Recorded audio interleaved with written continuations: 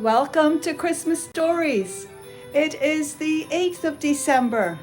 And are you ready to read another Christmas story with me? Let's see what it is today. Number 8.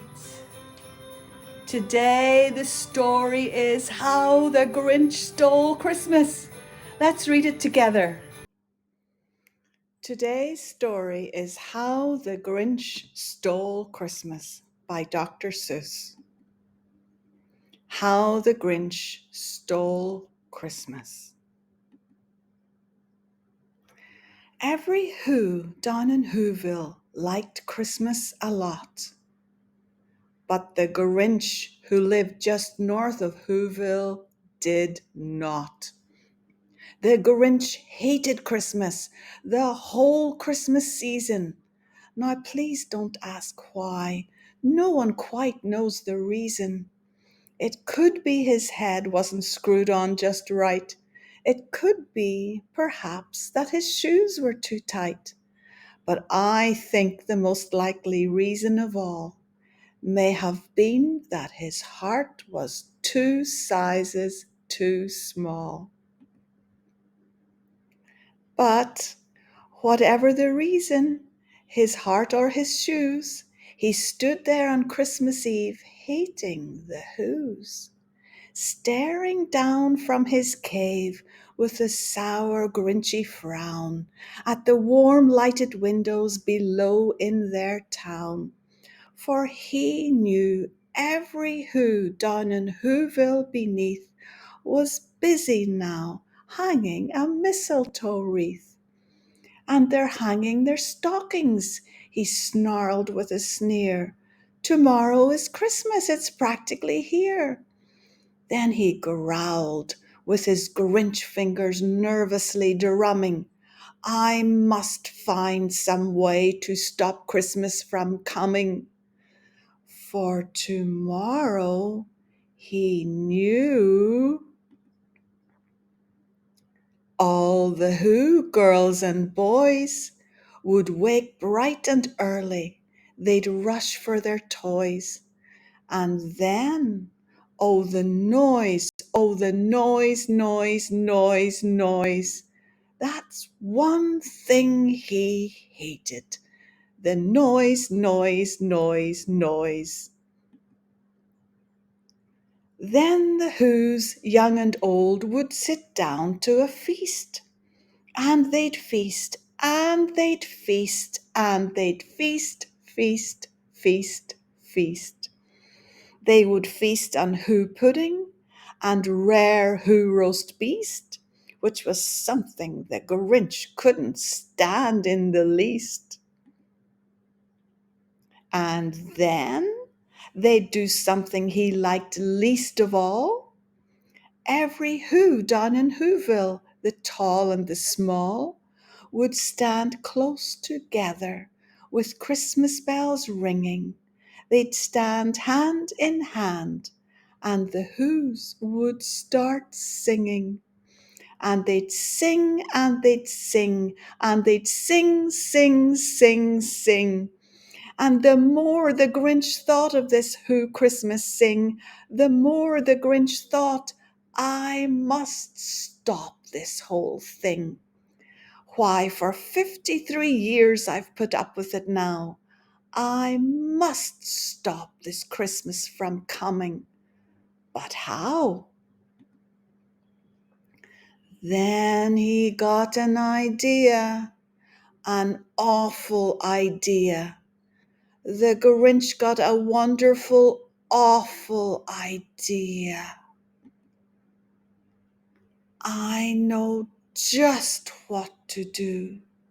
The Grinch laughed in his throat, and he made a quick Santa Claus hat and a coat.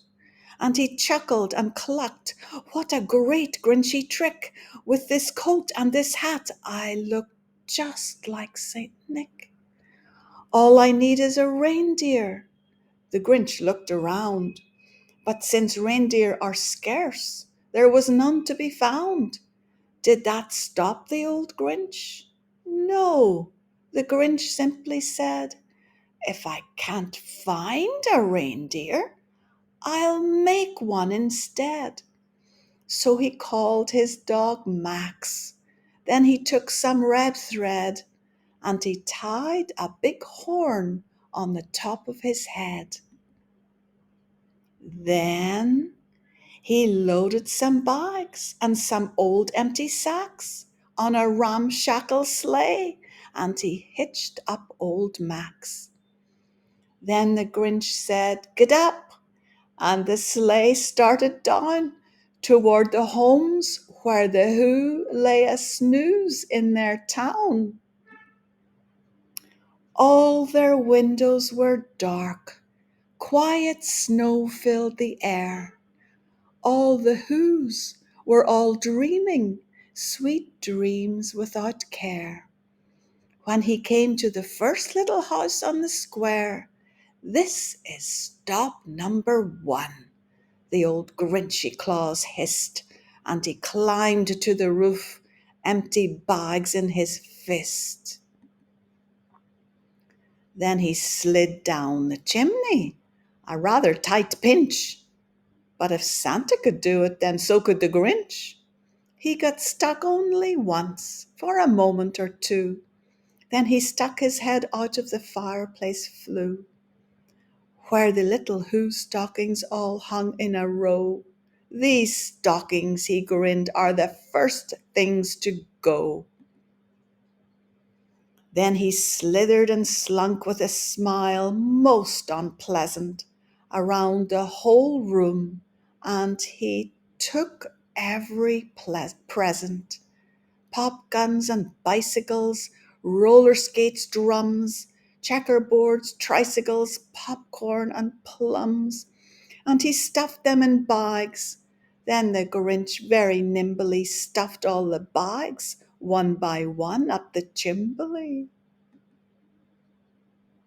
Then he slunk to the ice box. He took the Who's feast. He took the Who pudding. He took the roast beast.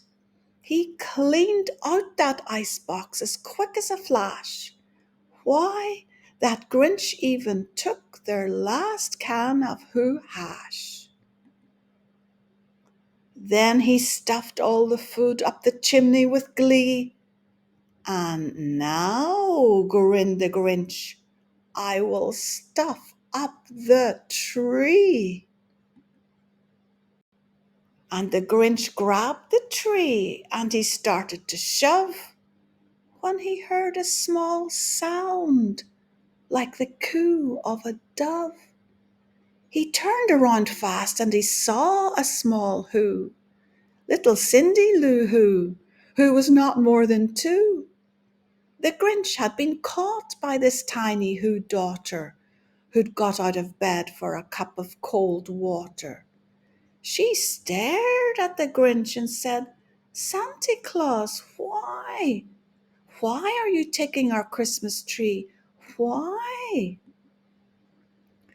But you know, that old Grinch was so smart and so slick. He thought up a lie, and he thought it up quick.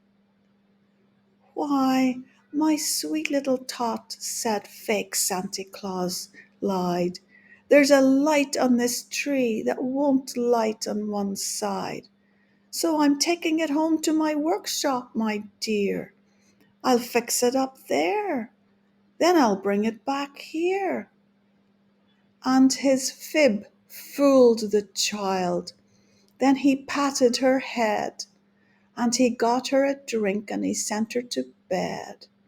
And when Cindy Lou Who went to bed with her cup, he went to the chimney and stuffed the tree up. Then the last thing he took was the log for their fire. Then he went up the chimney himself, the old liar. On their walls he left nothing but hooks and some wire. And the one speck of food that he left in the house was a crumb that was even too small for a mouse.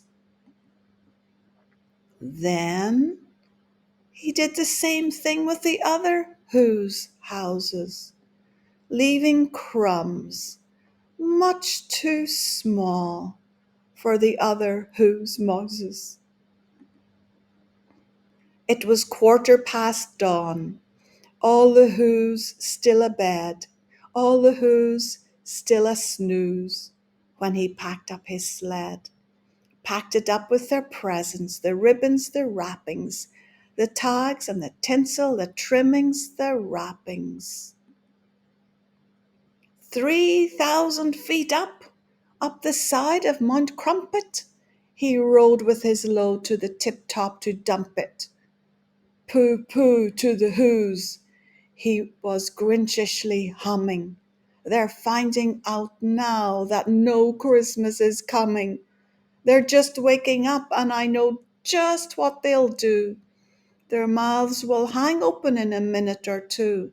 Then the Who's down in Whoville will all cry boo-hoo.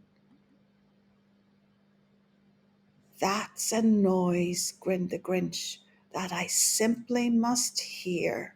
So he paused, and the Grinch put his hand to his ear, and he did hear a sound rising over the snow.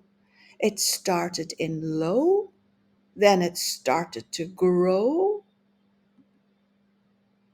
But the sound wasn't sad. Why? The sound sounded merry. It couldn't be so. But it was merry, very. He stared down at Whoville. The Grinch popped his eyes. Then he shook. What he saw was a shocking surprise. Every Who down in Whoville, the tall and the small, was singing without any presents at all. He hadn't stopped Christmas from coming. It came. Somehow or other, it came just the same. And the Grinch, with his Grinch feet ice cold in the snow, stood puzzling and puzzling. How could it be so? It came without ribbons. It came without tags. It came without packages, boxes, or bags. And he puzzled 3 hours till his puzzler was sore. Then the Grinch thought of something he hadn't before. Maybe Christmas, he thought, doesn't come from a store. Maybe Christmas, perhaps, means a little bit more. And what happened then? Well, in Whoville they say that the Grinch's small heart grew 3 sizes that day. And the minute his heart didn't feel quite so tight, he whizzed with his load through the bright morning light, and he brought back the toys and the food for the feast. And he himself, the Grinch, carved the roast beast. And that's the end of our story today. I hope you liked it. And I hope you will join me tomorrow for another story. Bye-bye.